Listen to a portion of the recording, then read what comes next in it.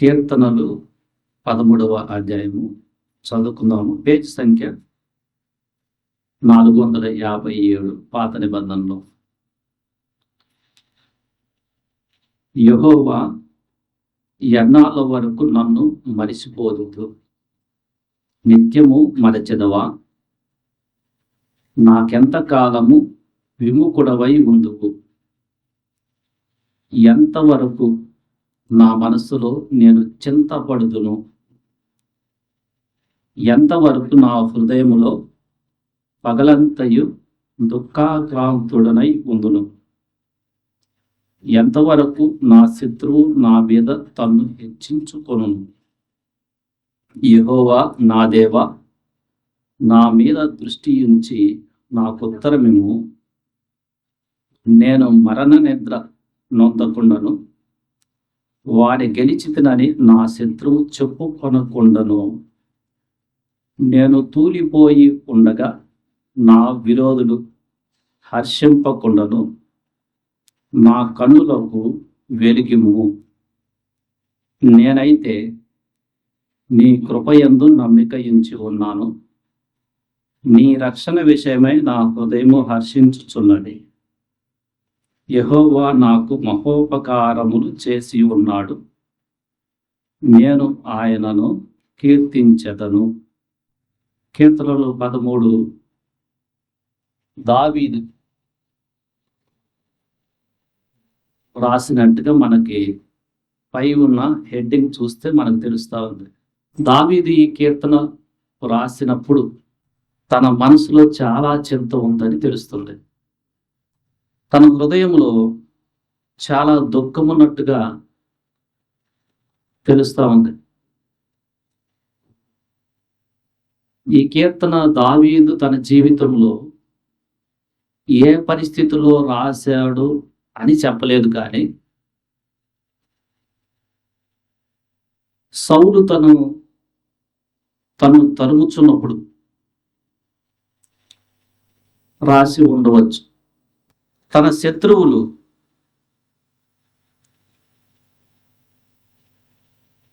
దావీదు మీద హెచ్చించుకొనుచున్నట్లుగా కనిపిస్తూ ఉంది. అలాంటి చింత కలిగిన, దుఃఖం కలిగిన, బాధ కలిగిన ఆ సమయంలో దావీదు దేవునితో ఇలా అన్నాడు. మొదటి వచనంలో, యెహోవా ఎన్నాళ్ళ వరకు నన్ను మరిచిపోదు, నిత్యము మరచెదవా? నాకెంత కాలము విముఖుడవై ఉందువు? దావీదు దేవుణ్ణి తన చింతలో ఒక ప్రశ్న వేస్తున్నాడు.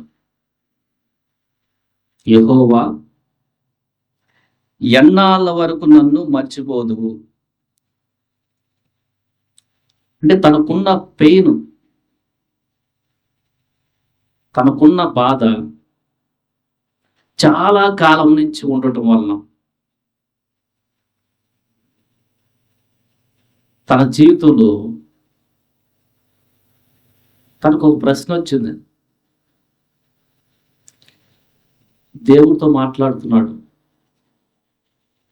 యెహోవా ఎన్నాళ్ళు నన్ను మర్చిపోతావు? దేవుడు మర్చిపోయాడేమో అని అనుకుంటున్నాడు.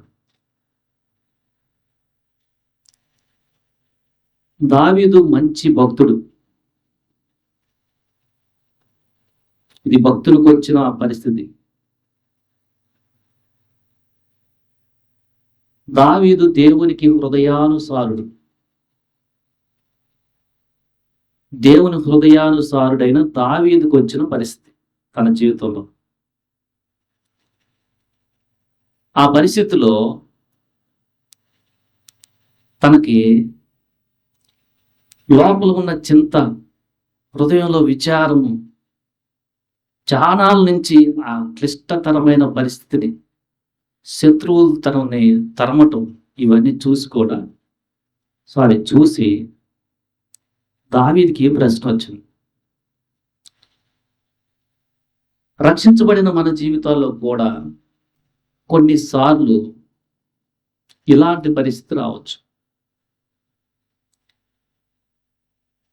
మన జీవితంలో మనకి ఇలాంటి పరిస్థితి కలుగు చేసేది ఏదైనా అవ్వచ్చు. ఒక అనారోగ్య సమస్య అవ్వచ్చు. ఎన్నాళ్ళు ఇది నేను భరించాలి అన్న ప్రశ్న రావచ్చు. నన్ను మర్చిపోయావా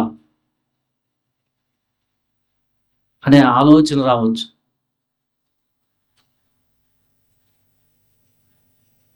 రక్షించబడిన తర్వాత ఎవరికి చెప్పుకోలేని స్పిరిచువల్ ఆత్మీయమైన పోరాటము నువ్వు పోరాడుతూ ఉండొచ్చు. ఏంటి ఇది ఈ పరిస్థితి అని. పైకి చూస్తానే బాగుంటావు. నువ్వు దురాత్మ సమూహములతో అపవాది యొక్క సైన్యంతో పోరాడుతూ ఉంటే ఆ స్ట్రగుల్లో కూడా ఇలాంటి భావాలు రావచ్చు. ఏంటి నాకు ఈ పరిస్థితి,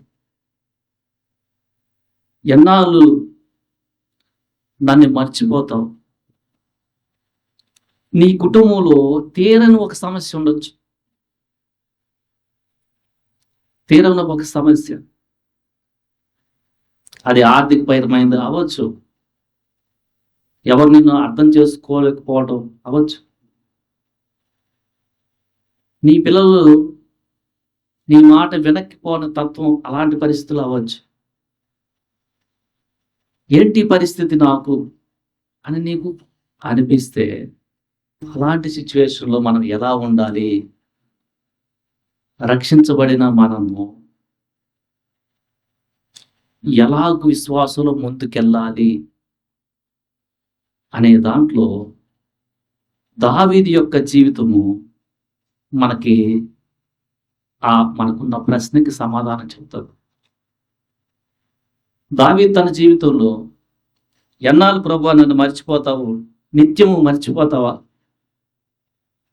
నాకెంత కాలము నువ్వు విముఖుడవై ఉంటువు, అంటే నీ ముఖాన్ని దాచుకుంటావు. సో ఇలాంటి పరిస్థితులు వచ్చినాయి. నేను ఎన్నాళ్ళు మనసులో బాధపడాలి, ఎంతవరకు నా హృదయంలో నేను పగలంతా దుఃఖాక్రాంతుడై ఉండాలి.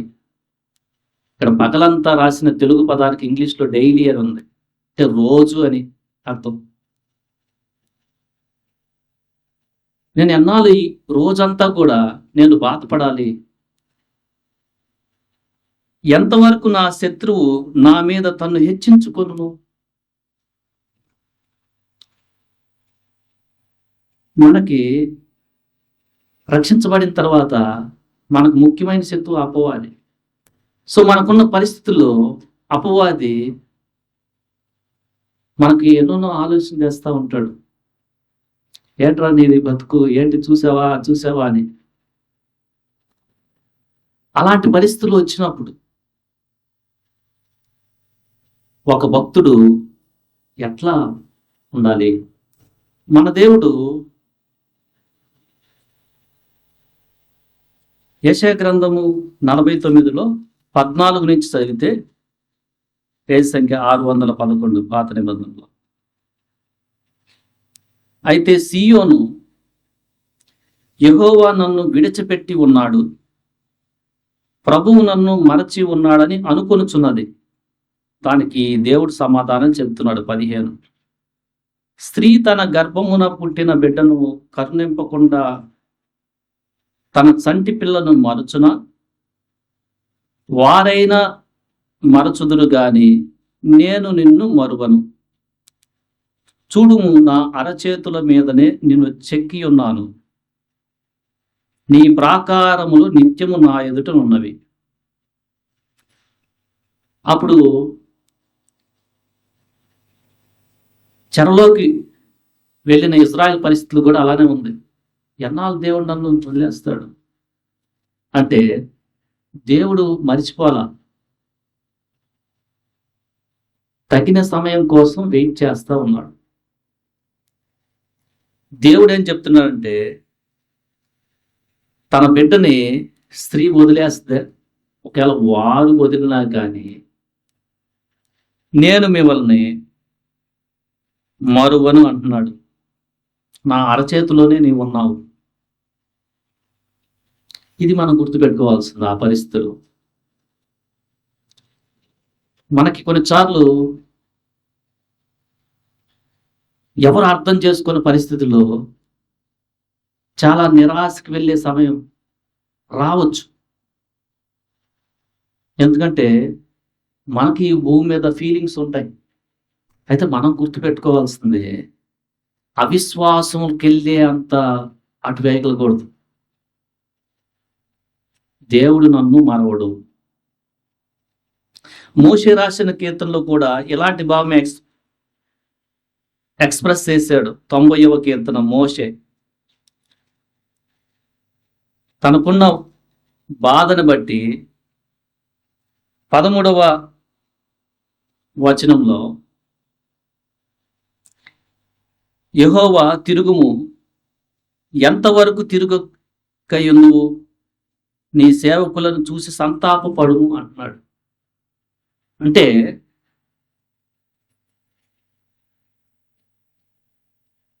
తొమ్మిదవ వచనంలో, నీ ఉగ్రతను భరించుతూనే మా దినములన్నీ గడిపితిమి, నిట్టూర్పులు విడిచినట్టు మా జీవిత కాలము జరుపుకొందము అని చెప్తూ 11వ వచనంలో, నీ ఆగ్రహ బలము అంటే కోపమైన బలము ఎంతో ఎవరికి తెలియను అని చెప్తూ ఎన్నాళ్ళు అని తను ఎక్స్ప్రెస్ చేస్తున్నాడు.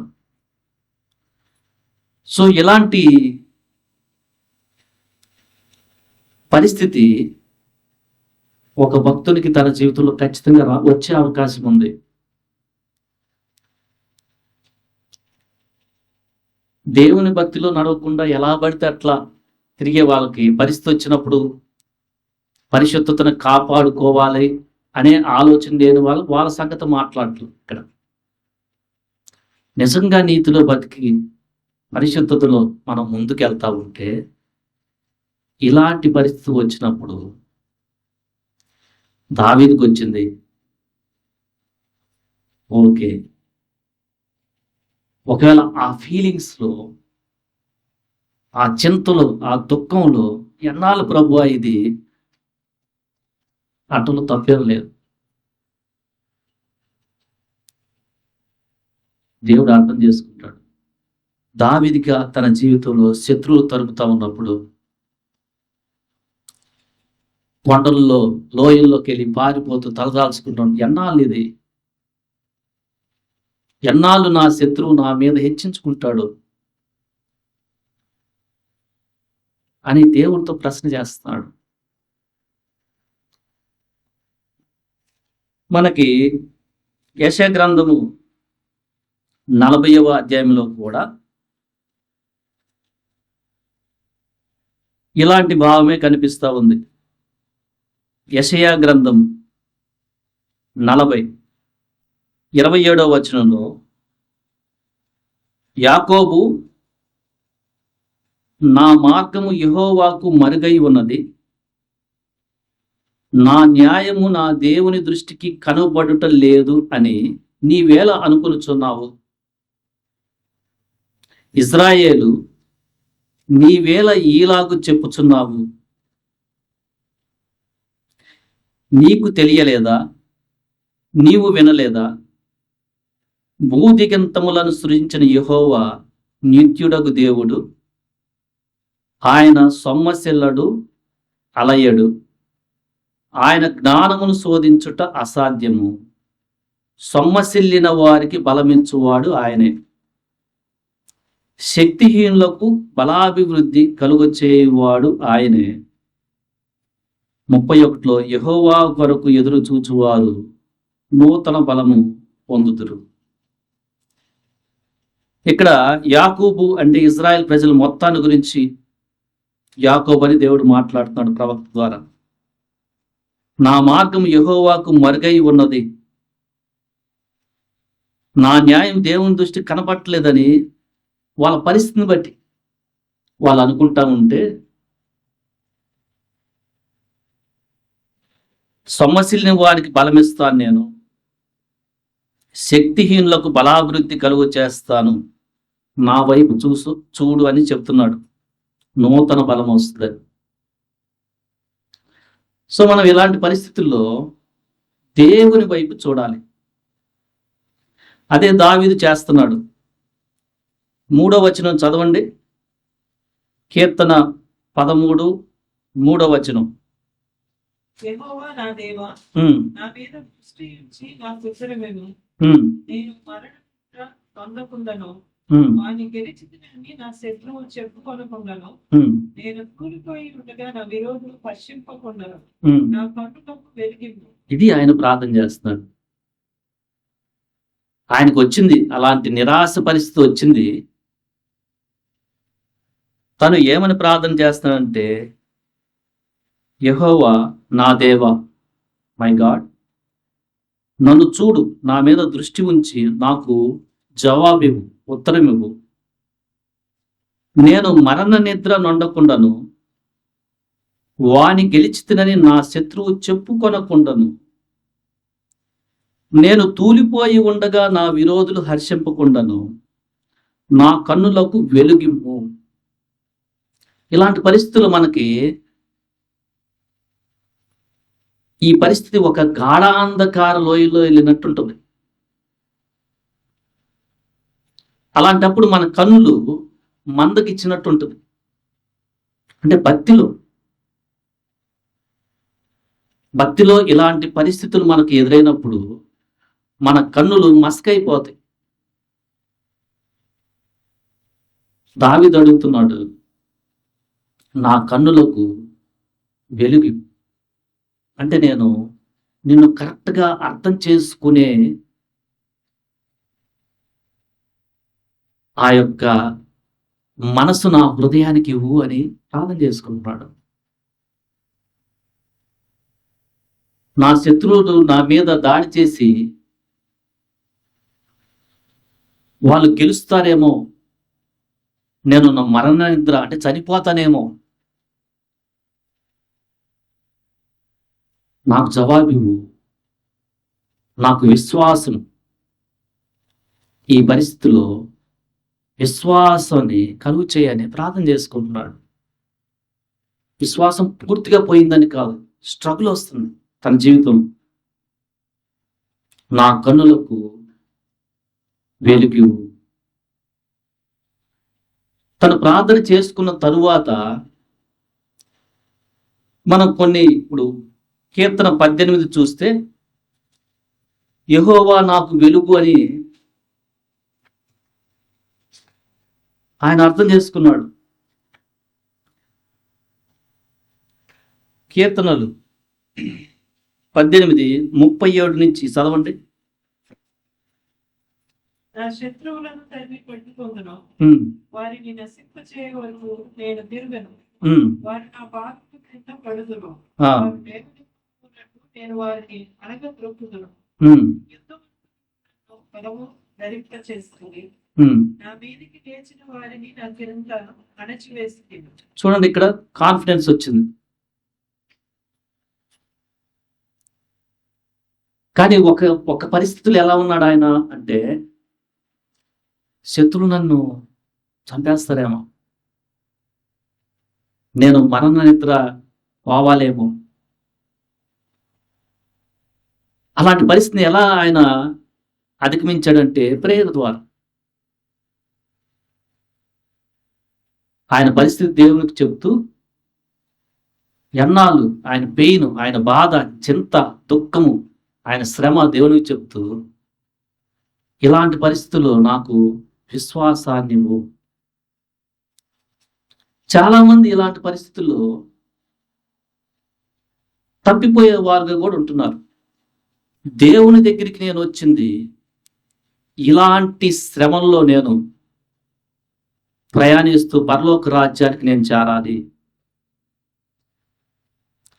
ఆయన నన్ను మరువడు, విడువడు. కానీ ఈ పరిస్థితుల్లో రియాలిటీలో మనం పడినప్పుడు, ఆ పరిస్థితిలో ఉన్నప్పుడు మనకి ఇలాంటి ప్రశ్నలు వస్తాయి. వచ్చినప్పుడు ఎలాంటి జాగ్రత్త తీసుకోవాలంటే, దావీదులాగా నన్ను నేను కరెక్ట్గా చూసేట్టుగా నా కన్నులకి, నా హృదయానికి వెలిగి ఉండవు అని మనం ప్రార్థన చేసుకోవాలి. ఇదే కీర్తనలో యెహోవా నాకు వెలుగై ఉన్నాడని చెప్తున్నాడు. 28 చదవండి. ఆ, ఇది చూడండి ఎంత మాట. చీకటి అనే పదానికి అర్థము పాపభరిత జీవితము అనే ఒక పదం అయితే, ఇంకోటి శ్రమలో మనము చీకటి లాంటి పరిస్థితుల్లో వెళ్తున్నప్పుడు దేవుడు మనకి దారిస్తాడు, వెలుగ్గా దీపంగా ఉంటాడని చెప్పుకుంటున్నాడు. అందుకని కీర్తన 23 యెహోవా నా కాపరి అంటూ 5వ వచనంలో, గాఢాంధకారంలో నేను సంచరించిన నీ దుడ్డు కర్ర నీ దండము నన్ను ఆదరిస్తుందని చెప్తున్నాడు. కానీ ఆయన స్ట్రగుల్ అయ్యాడు. ఆయన ఆ పరిస్థితిలోకి వెళ్ళినప్పుడు స్ట్రగుల్ అయ్యాడు, కానీ దేవుణ్ణి విడిచిపెట్టల.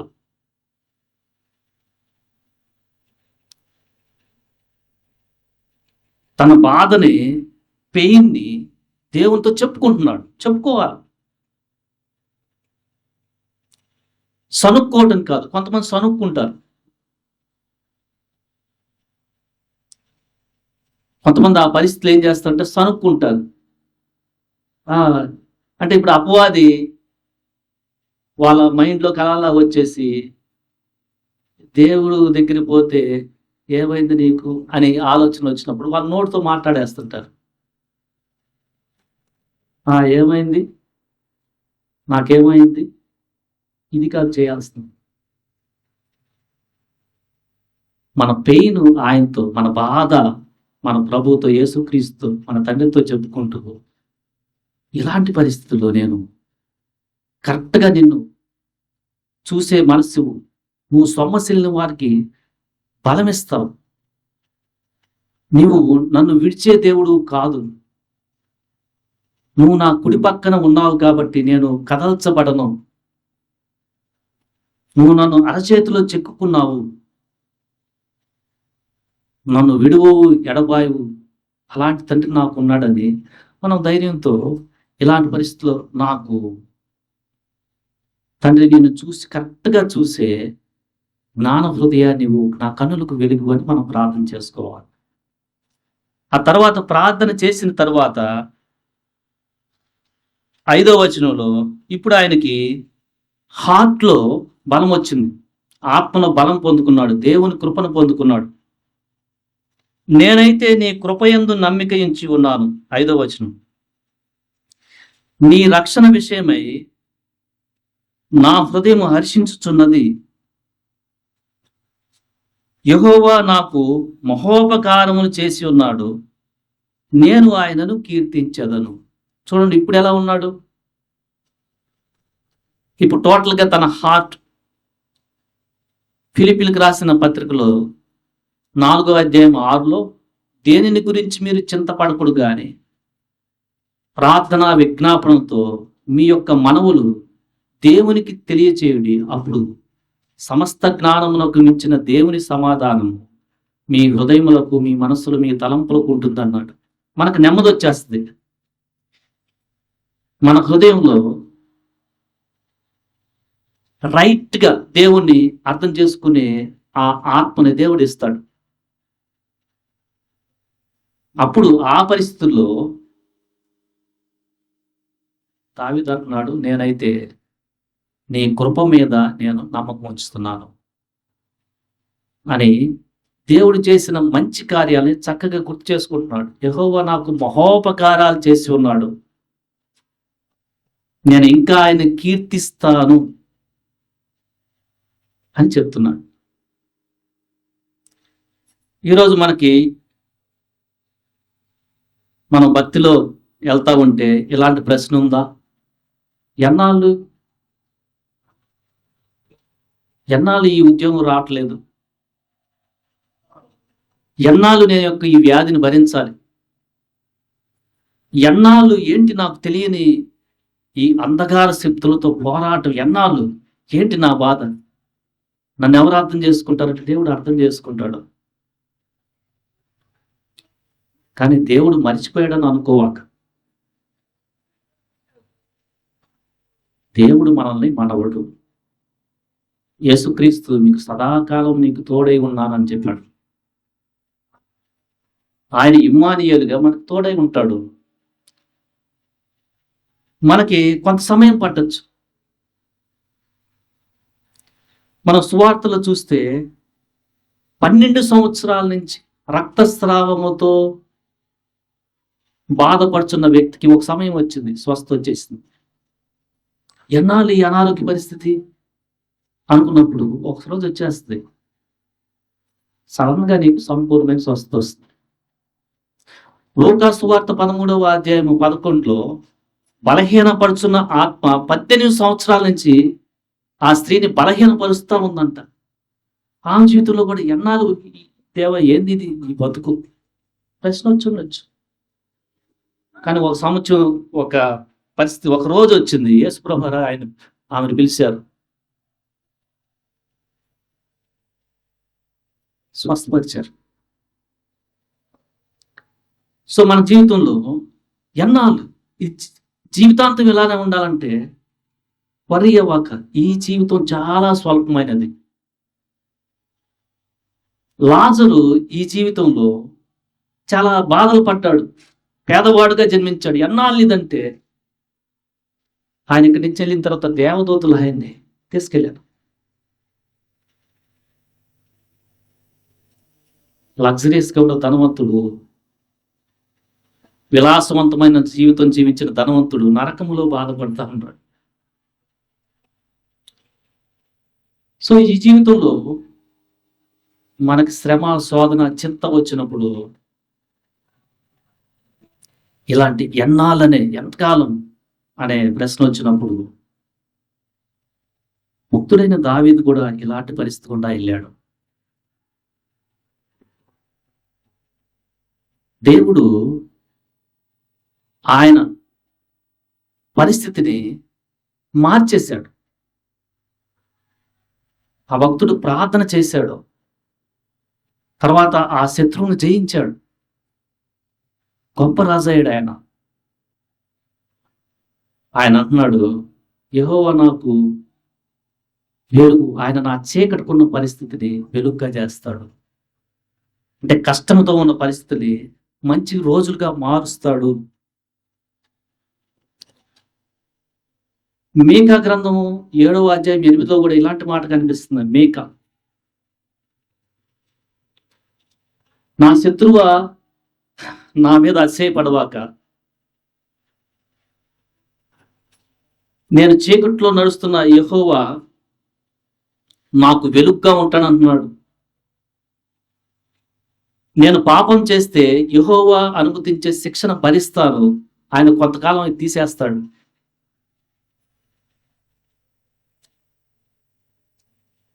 అంటే మనం పాపం చేస్తే ఇలాంటి పరిస్థితి వస్తే, బాధ వస్తే దాన్ని మనం కరెక్ట్ చేసుకోవాలి. కానీ కొంతమంది ఇలాంటి పరిస్థితుల్లో సరైన విధానం అర్థం చేసుకోకుండా యెషయా గ్రంథము 30వ అధ్యాయము 15 చదువుకుంటే ఇలాగ ప్రవర్తిస్తారు. యెషయా గ్రంథము 30వ అధ్యాయం తీసిన వాళ్ళు చదవండి. 15. ఇశ్రాయేలు యొక్క పరిశుద్ధ దేవుడు యెహోవా ఇలా సెలవిస్తున్నాడు, మీరు మరలి వచ్చి దూరం ఉండటం వలన రక్షింపబడలేదు, మీరు ఊరకుండి నమ్ముకోవటం వలన మీకు వరము కలుగును. మనం ఏం చేయాలంటే ఊరకుండి నమ్ముకోవాలి. కానీ వీళ్ళేం చేస్తున్నారు?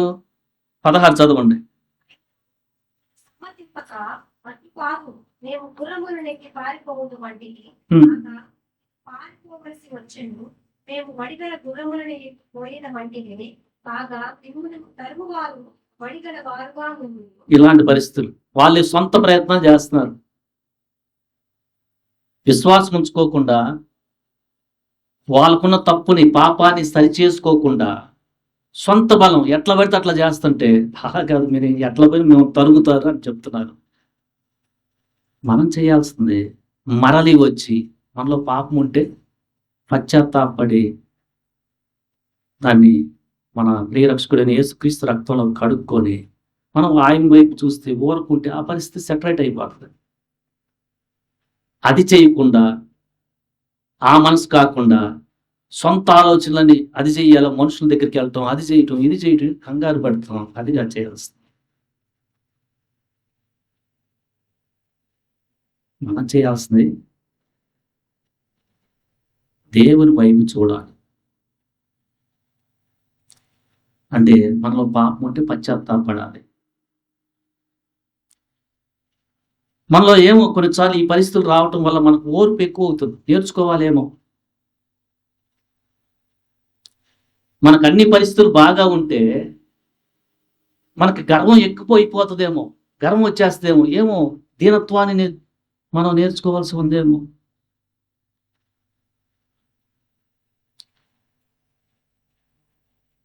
మన జీవితంలో ఇంకా వంకరగా ఉన్న మార్గాల్ని కరెక్ట్ చేస్తానికి ఈ పరిస్థితి వచ్చిందేమో.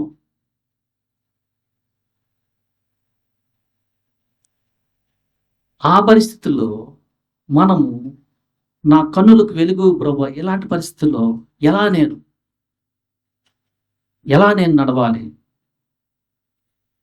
అంటే, మనకి 30వ అధ్యాయంలో 21వ వచనంలో, మీరు కుడి తట్టైనను ఎడమ తట్టైనను తిరిగినను ఇదే త్రోవ, దీనిలో నడుబడి అని నీ వెనుక నుండి ఒక శబ్దము నీకు వినపడును. కరెక్ట్గా ఆయన రైట్ వేలో మనల్ని నడిపిస్తాడు పరిశుద్ధాత్మ దేవుడు, ఆయన వైపు తిరిగి.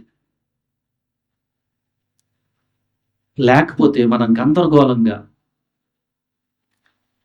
సనుక్కునే వారంగా, ఇక విశ్వాసంలో బలహీనపడి దేవునికి దూరం పోయే వారంగా పరిస్థితి ఏర్పడవచ్చు. సో మనం జాగ్రత్త పడి మన జీవితంలో మన శత్రువైన అపవాది, నిరాశ, నిస్పృహ, ఇలాంటి చింత, వీటిలోకి మనం తీసుకెళ్తా ఉంటే మనం చేయాల్సింది ఏంటంటే ప్రార్థన చేయటం. నాకు ఈ పరిస్థితి ఉంది, ఇది నా పరిస్థితి ప్రభువా, ఎన్నాళ్ళు ఇది, నాకు దీని నుంచి విడుదల అనుగ్రహించు. ఈ పరిస్థితుల్లో నేను పాపం చేయకుండా నన్ను కాపాడు, నన్ను నీ మార్గంలో కరెక్ట్గా నన్ను నడిపించు అని మనం ప్రార్థన చేసుకుంటే, దావీదులాగా ఏమంటున్నాడంటే, నేనైతే నీ కృపయందు నమ్మికించు ఉన్నానన్నాడు. మనం ఆయన కృపయందు నమ్మిక ఉంచితే మన ఆత్మకి చాలా బలం వచ్చేస్తుంది. అంటే పరిస్థితిని తట్టుకొని ముందుకెళ్ళే బలము మన ఆత్మకు వస్తుంది. ఆ తర్వాత ఆ పరిస్థితి ఇంక దూరం అయిపోద్ది, కనుమరుగైపోద్ది. మనం అలా, దేవుడు మనకు అంతకుముందు ఏం చేశాడు, మహోపకారాన్ని ఆయన కీర్తిస్తున్నాడంట. ఆయన చేసిన మహోపకారాలను బట్టి నేను ఆయన కీర్తిస్తున్నాను అని చెప్తున్నాడు. మనం కూడా అంతకుముందు ఎలా హెల్ప్ చేశాడు, ఇక ముందు కూడా హెల్ప్ చేయబోతున్నాడు అని ఫెయిత్తో చూస్తూ మనం ముందుకెళ్ళాలి. దేవుడి మాటలు దీవించునుగాక. ఆమేన్.